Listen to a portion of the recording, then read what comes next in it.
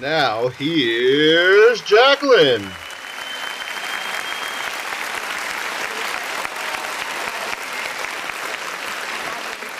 Thank you everybody. Welcome to Wake Up with Jaclyn. I am Jaclyn St. James, and today is March 24th, 2014.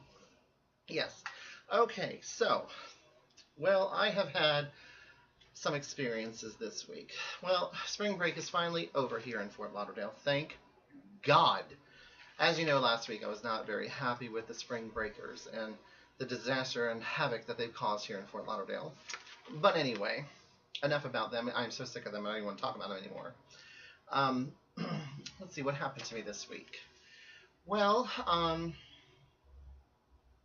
was just really busy at work, and I just had a lot of things to do, and I could not get any of my videos done on time. I did everything today. I finished all my videos this morning. I just had so much going on, and just like, oh my God, I didn't even realize that it was like Friday when it was Friday, and it's just a mess. It's just always a mess. And let's see. Oh yeah, I had a bad experience the other day. You know, I don't know what it is, but this is the second time that I've been to the courtyard in Wilton Manors for lunch. I don't even go there to sit there. I just run in to get this one thing, and not naming any names, but you all know who she is. But I had this one waitress, and I sat at the counter. There's a counter where you can just sit up at the bar, and I sat there, you know, and she saw me come in, and I thought she was walking over towards, you know, to help me, and then she just kind of like walked away, and then went back and started speaking to her friends. I was like, oh, okay. Then this other guy comes out, and he goes out and does something. Now I had called in advance to get my order, and so I was just like, okay. So then this other guy came out, and I said, I'm sorry. I said, not, you know, I said I placed a to-go order. He goes, oh, that would be the other guy. He'll be back in a minute. I'm not working right now.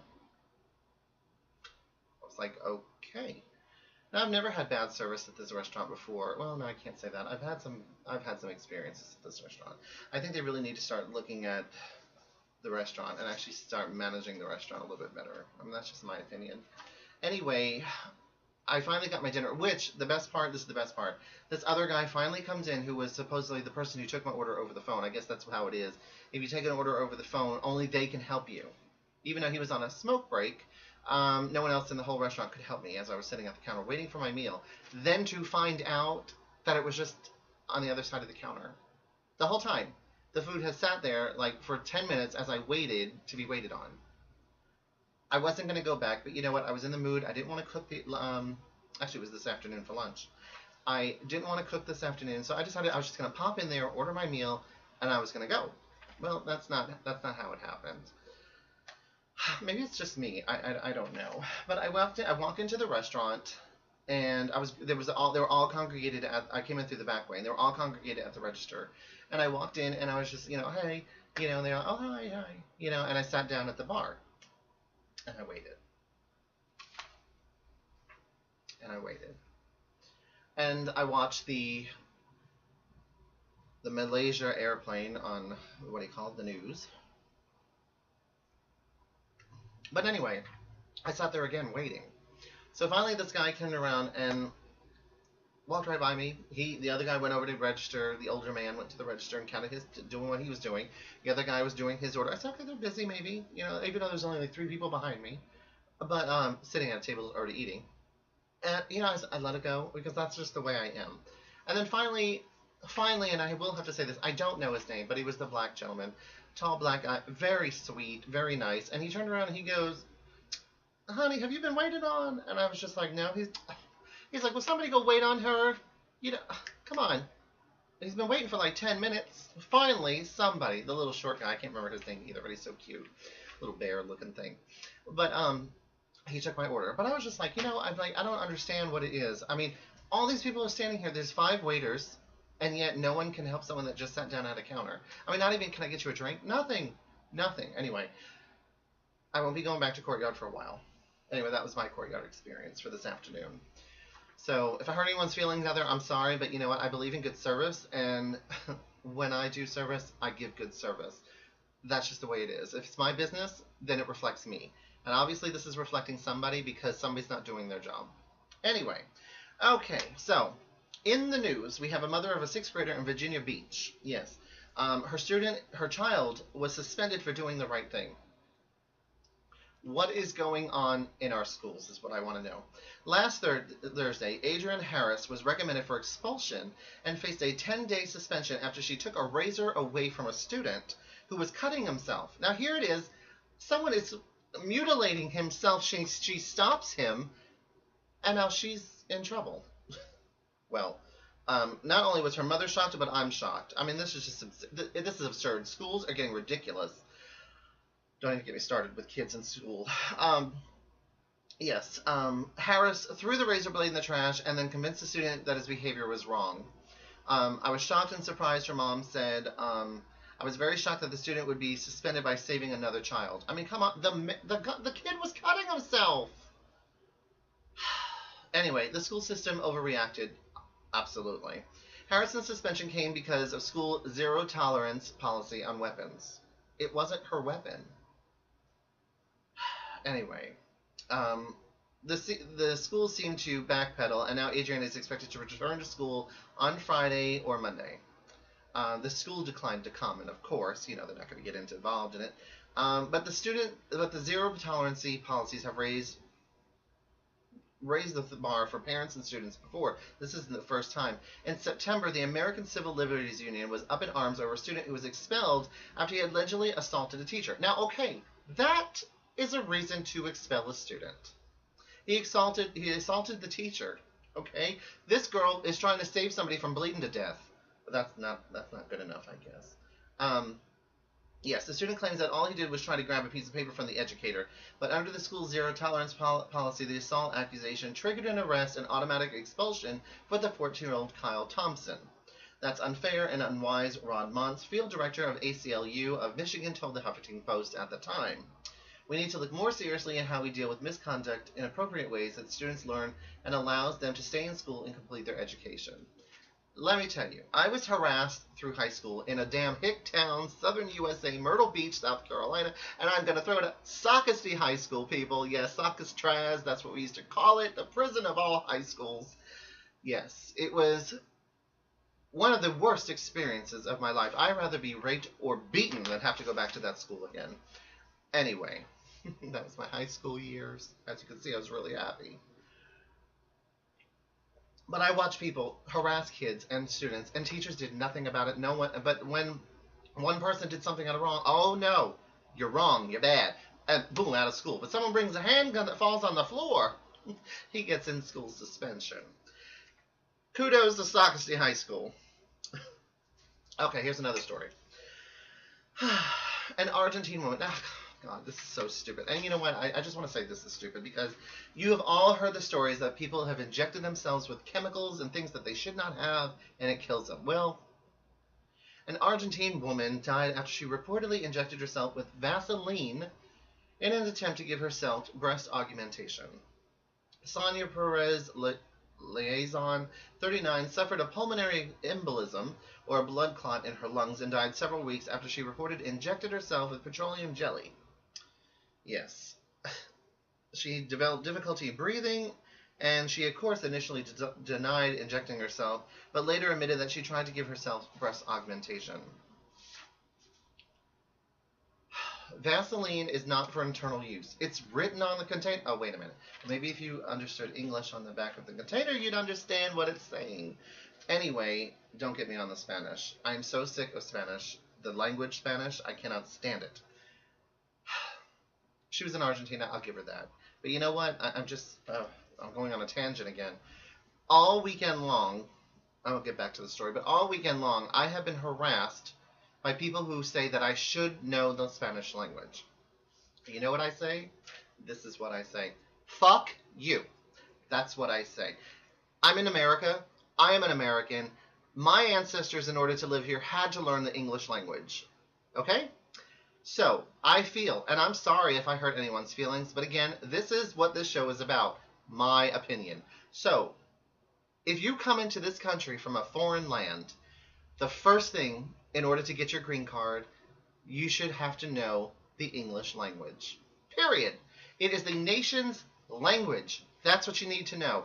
I don't care. And let me tell you another thing. If I go to a foreign country, I expect myself to learn something, or at least carry a book. Buenos dias. At least I can try to, at least try. And now that they make translators and everything, ooh, I'm sorry. Back to the story. Anyway, she died. And you know what? Anybody that injects themselves with this stuff nowadays deserve it. I'm sorry. You don't inject yourself with Vaseline. Why would you even think Vaseline? I mean, why not baby oil? I mean, come on. Why would you pick Vaseline to inject in your breasts? Well, I hope she enjoyed her breasts for those 2-week period. That's all I can say on that one. I'm sorry. I'm so sick of people like that lady down in Miami who did her butt and she's got this big like peanut looking ass. Any work done that you have to get done on your body, go to a registered doctor. If you can't afford it, live with the wrinkles. That's what I say. That's what you have to do. And I'm sorry. You're going to inject yourself with something stupid? Then you suffer the consequences. Now, normally, this next part of my video, we normally do a segment on entertainment and Hollywood news, but I am going to do a quick cooking segment with you. Yes, a cooking segment. I have found, and I recently was home in South Carolina, and I visited my family, and my brother, who I did not know cooked, made this delicious meal, and oh my God, it was so good that I thought it was catered. And it's all from this little package by McCormick. That's it. With a few little ingredients and this little packet of herbs and spices, you too can have a fabulous Italian meal. This right here is a sweet basil and oregano bruschetta chicken. Come back next and I'll give you the ingredients and the directions on how to make it, and we're going to taste some yummy food. I'll see you in a few minutes.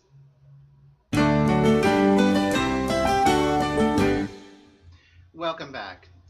Okay, so today we are going to make McCormick's Gourmet Sweet Basil and Oregano Bruschetta Chicken. You can get this at the grocery store for like $1.70, I think, a package. And if you want a bigger group, just make 2 and just double everything. Okay, so here's a list of what you'll need. 1, you'll need olive oil. You'll need about 2 pounds of plum tomatoes, which is about 10. I get the big one, so it's a little bit less.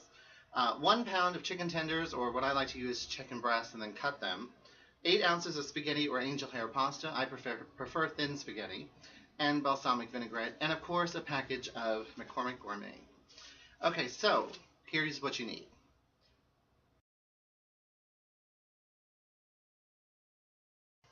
Okay, so this is really easy. All you're going to do is you're going to mix the seasoning in a small bowl with about 1/3 cup of olive oil.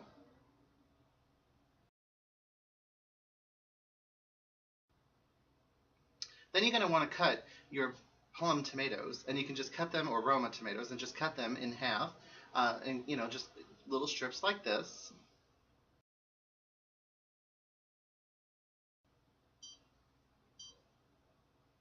Then you want to set your oven to about 400, I believe it's 425 minutes, so you want to preheat it. So go ahead and preheat your oven to 425 degrees.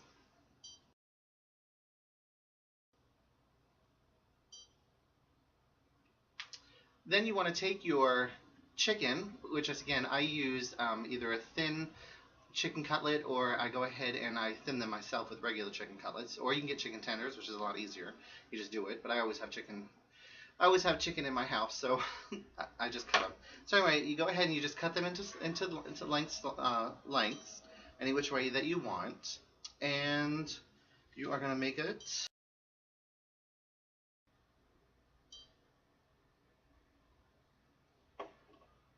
Okay, on a tin foil baking pan, you want to separate your chicken from your Roma tomatoes.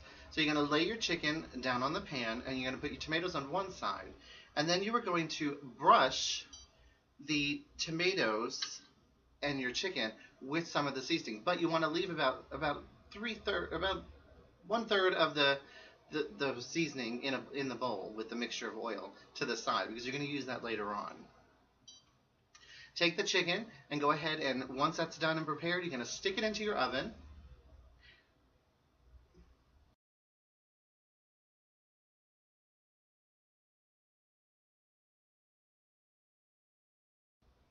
And now it's the time to start the spaghetti.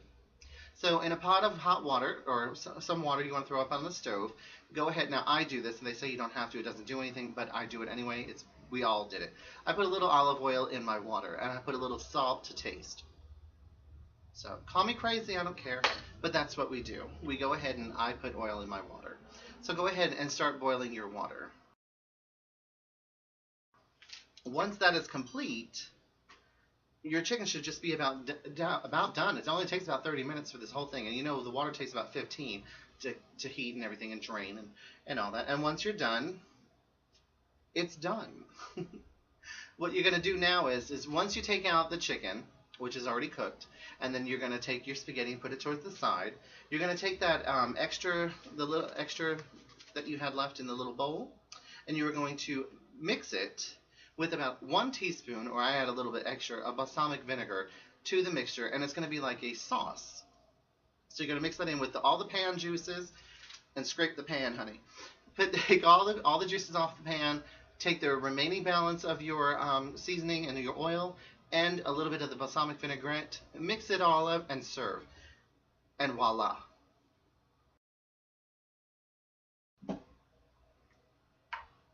I mean, it's an absolutely beautiful dish, and it is so good. It's like restaurant quality. Taste it for you. It's a little hot. Oh God, I just love this. And with the spaghetti, it's just fabulous. Wow. Excuse me. This would be great served with a Pinot Grigio or a Sauvignon Blanc. I mean, it's just fabulous dinner. And let me tell you, guests will love this. And make sure and have Parmesan cheese that you can sprinkle on top, of course, salt and pepper to taste. But there you go. McCormick Gourmet Bruschetta Chicken. I mean, it's absolutely fabulous. So try it today. You'll love it. Guaranteed. I hope you enjoyed this part of the show, and next week we'll have something else for you. I'll see you next Monday on Wake Up with Jaclyn. Bye for now.